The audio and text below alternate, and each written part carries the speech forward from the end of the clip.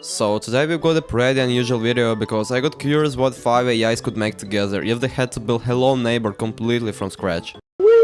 We've never done anything like this on the channel before, so that's already any reason to subscribe. Because 2,000 subscribers aren't gonna hit themselves. And for this, we've got ChatGPT, Gemini 3.1 model with extended thinking, adaptive AI, Grok, and Claude 4.6 with max effort and extended thinking. Alright, let's get started and let's tell the AI to...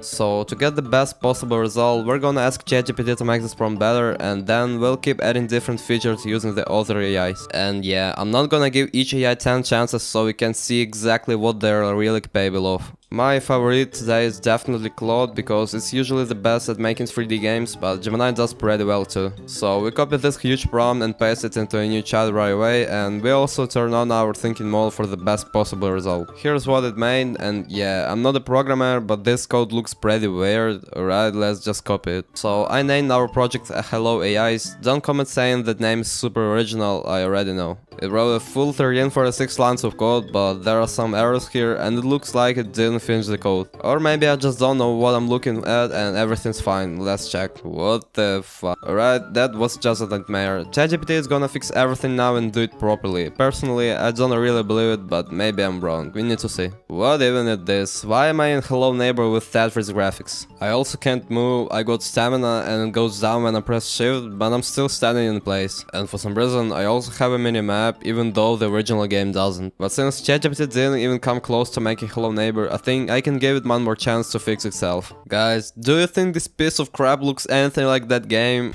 Alright, now it's officially the last chance for this stupid AI. Alright, let's try starting Silent House. And what? Nothing happens. I can't do anything. I don't understand why ChatGPT decided to completely mess this up, especially when I'm recording a video. I started thinking maybe the problem was my prompt, so I'm gonna have it rewrite the prompt again. And yeah, since a game this level is really hard to make using just HTML, I'm gonna allow other languages too, that should help. So here's our new prompt, we copy it right away, paste it into a new chat, and this should take a lot longer because this prompt is really powerful. Holy crap, I think this one has even more than 2,000 lines of code, and for some reason it made it in one HTML file again. Alright, let's copy it and see what it did. I miscalculated a little, it's only almost 1,500 lines this time, and now it looks like there aren't any errors. Alright, let's save it and run it. Here's the menu, and for some reason everything is black. Fine, let's start the game. The start button doesn't work. Great. We have to ask it to fix this again, but this time it's the final fix. What the hell? It changed the menu a lot, but it looks super simple. Let's start. What? I just walked in and the neighbor caught me already. What is even happening here? Finally, I managed to escape that nightmare, and the house is really dark. What? Am I hiding now? No, I need to get out of this house. I'm collecting some keys, I guess, and here are the doors. Seriously? I escaped that easily? Alright, let's play again and explore the house better. This neighbor is so creepy, even though he barely looks human. Anyway, I collected all the keys and there's only one way out, and that's through this door. This is very interesting, but let's move on. And now we're in Gemini, and here we're pasting in ChatGPT's project and telling it to improve the game as much as possible and add its own features to it.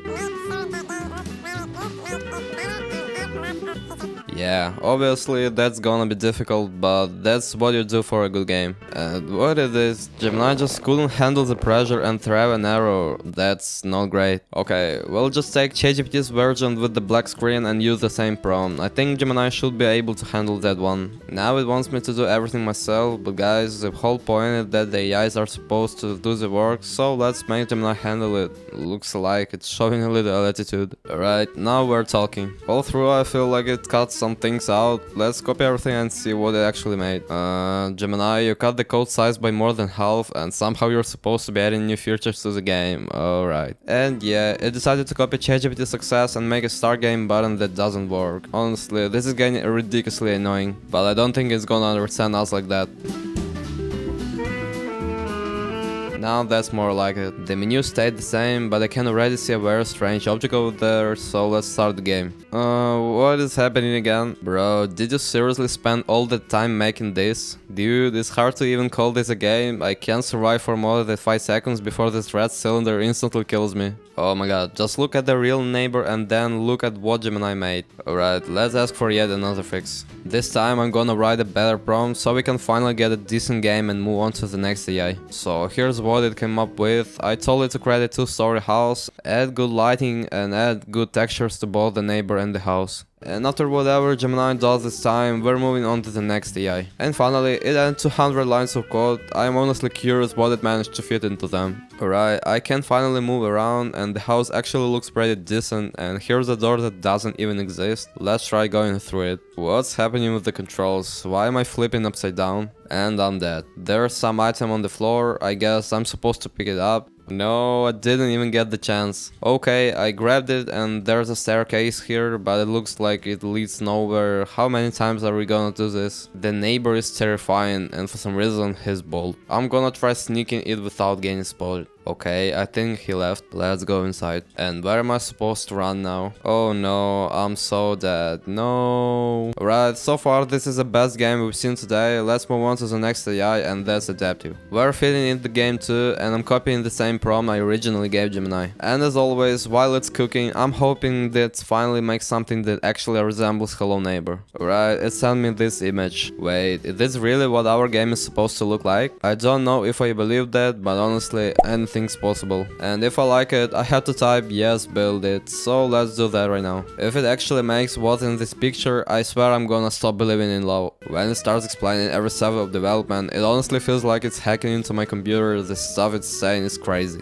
but I kinda like it. Alright, it added a ton of stuff, let's jump in. I can press tab to see the map and the house looks way bigger now. And I can't even pick around corners. Okay, that's actually really cool. What? I just cut through a wall? How is that even possible? Alright, let's head into the house. And the control issue is back again. Where am I trying to fly to? Let's collect these objects and try escaping to the second floor. Wait, am I stuck? And once again, my character spins around whenever I try to look sideways. Okay, we need to ask it to fix that because this problem has been haunting us forever. I also asked it to fix the staircase because it was positioned so early that I couldn't even get to the second floor. Finally, it fixed the controls. I can't tell you how happy I am to just run around normally. I wonder where the neighbor is because I've been here for a while and he still hasn't caught me. There are some doors here. Let's open them. Bro, please don't tell me these doors just lead into a wall. They literally go nowhere. The neighbor is just standing in the middle of the house. Right, let's keep collecting these things. And for the first time, I made it into this section of the house, but there's absolutely nothing here. Wait, what is this? I just turned on the lights in the entire house. Okay, the neighbor's literally standing under the staircase. Let's get up to the second floor. And yeah, I can't reach him because I can't jump, but apparently I can crouch. What is this? I think we need to tell it to fix the neighbor too, because the whole point of the game is running away from him, and right now he's standing under the stairs thinking about life. And yeah, it also needs to add jumping because that's a huge part of the original game. And now I can finally get to the second floor. Let's jump over here. And there's nothing interesting. What was that? The game literally threw me back down to the first floor. Okay, I found another part of this floor and there's nothing here either. More doors leading nowhere. What is this? And now I've been thrown out of this cursed house entirely.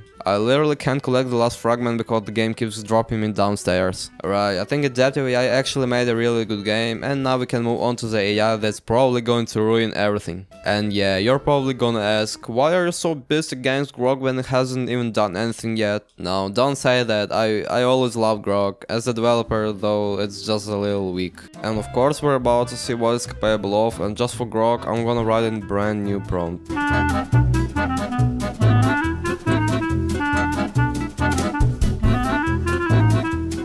So now we're doing it like this. Wait, what? I literally just sent the prompt and it's telling me it's been thinking for 7 minutes already. Elon Musk clearly knows something I don't. Alright, it's cooking and it looks like it's throwing absolutely everything it has into this game. Okay, it's done, and I'm pretty sure it didn't cut down the code this time, because there's definitely a lot here. Let's copy it and see what happens. Honestly, I seriously doubt there's a decent game hiding in all of this code, but let's launch it and find out. Alright, shallow pines again, let's go. Yep guys, I was right. What is even happening here? If that's supposed to be a house in front of me, then where are the doors? The controls are broken again and I'm spinning around for no reason. Oh my god, what is this? The neighbor literally glued himself to me. What is this thing? Dude, get off me. Yeah, I don't think he's planning on letting go anytime soon. It's definitely time to move on to Claude and hope it can save this disaster. So of course we're pasting our game into Claude and I'm giving it the exact same prompt I used for Grok.